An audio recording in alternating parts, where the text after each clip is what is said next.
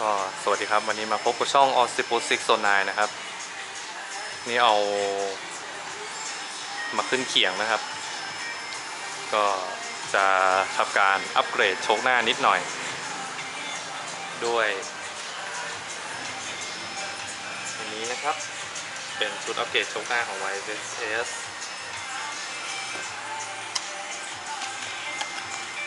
นี่บอกไว้เลยของ Interceptor 650นะครับเดี๋ยวมาอธิบายการทำงานเบื้องต้นของโชคก่อนไหมก็ไม่มีอะไรนะครับข้างในก็คือจะเป็นสปริงยาวลงมาแล้วก็จะมีลูกสูบอยู่ข้างล่างลูกสูบอยู่ล่างนี้สปริงกดขึ้นมาอยู่ในน้ำมันนะครับแล้วตรงลูกสูบเนี่ยก็จะมีรูวาล์วอยู่มีรูวาล์วก็คือแดมปิ้งช่วงอัดลงแล้วก็ช่วงรีบาวนะครับคือมันฟิกตายตัวปรับอะไรไม่ได้แล้วก็จะมีสปริงรองอีกชุดหนึ่งแล้วก็ยึดตรงนี้ปุ๊บเบสิกเบื้องต้นคือถ้าอยากทำอะไรก็เปลี่ยนยืดไปเอาสปริงค่า K สูงขึ้นมานะครับหรือว่าอย่างที่ผมทำก็คือเปลี่ยนไส้แต่งคือลูกสูบมันมีรูวาล์วตายตัวครับซึ่งรูวาล์วเนี่ยจะกำหนดว่าโชคจะยุบเร็วเท่าไหร่หรือว่าจะคืนตัวเร็วแค่ไหนอยู่ที่ขนาดของรูเมื่อก่อนเขาจะใช้วิธีพอกวาล์วกันไปพอกไปเจาะไปทำอะไรต่อมีอะไรกันนะแต่คือมันไม่คงทนถาวรนะเนาะทีนี้หลายคนคงเริ่มสงสัยแล้วเฮ้ยทำไมมึงเอา YS ไม่เอาโอลินก็คือชุดอัปเกรดโอลินก็จะมีเป็นสปริงลงมาครับคือแทนที่สปริงเดิมด้วยสปริงใหม่แล้วก็เติมน้ำมันที่มีความหนืดหนากว่าลงไปแล้วก็มีรูปรับค่า K สปริงได้ข้างบนปรับค่า K ได้ที่หัวหรือเขาจะมีหัวปรับค่า K ให้ทีนี้ผมไม่เอาโอลินเพราะว่าคือมันก็โอเคครับมันก็ใช้ได้ในระดับหนึ่งคือคุณจะได้โชคที่มันหนืดขึ้นแน่นอนแหละแต่ว่ายังไงซะลูกสูบมันที่มีรูวาล์วอยู่มันตายตัวครับมันปรับไม่ได้ก็คือค่าแดมปิ้งกับค่าคอมเพรสชันกับรีบาวเนี่ยมันก็จะคงเดิมอ่ะด้วยน้ำมันที่หนืดขึ้นมันก็จะช่วยนิดหน่อยครับไม่น่าถึง 20% อ่ะ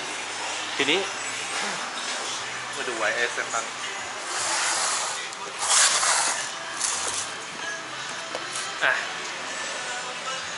จะได้สปริงอยู่ข้างล่างนะครับอันนี้เป็นหัวปรับข้างบน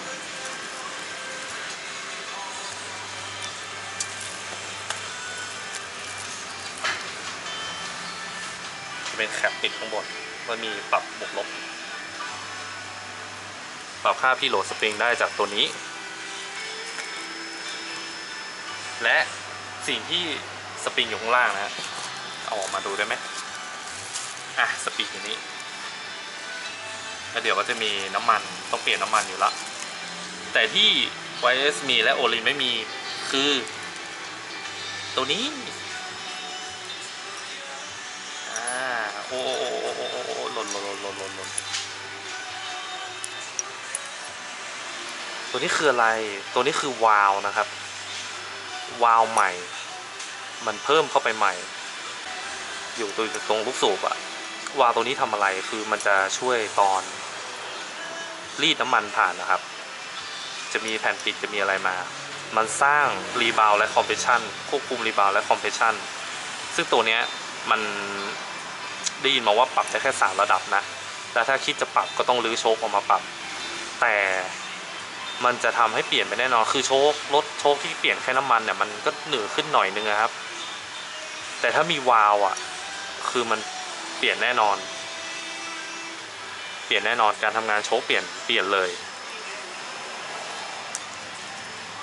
ที่ผมเลือก YSS ก็เพราะตัวนี้ตัวเดียวเลยนะครับ PD วาล์วของมัน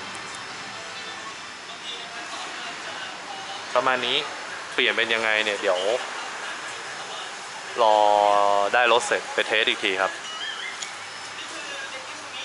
คร่าวๆเดี๋ยวใส่เสร็จ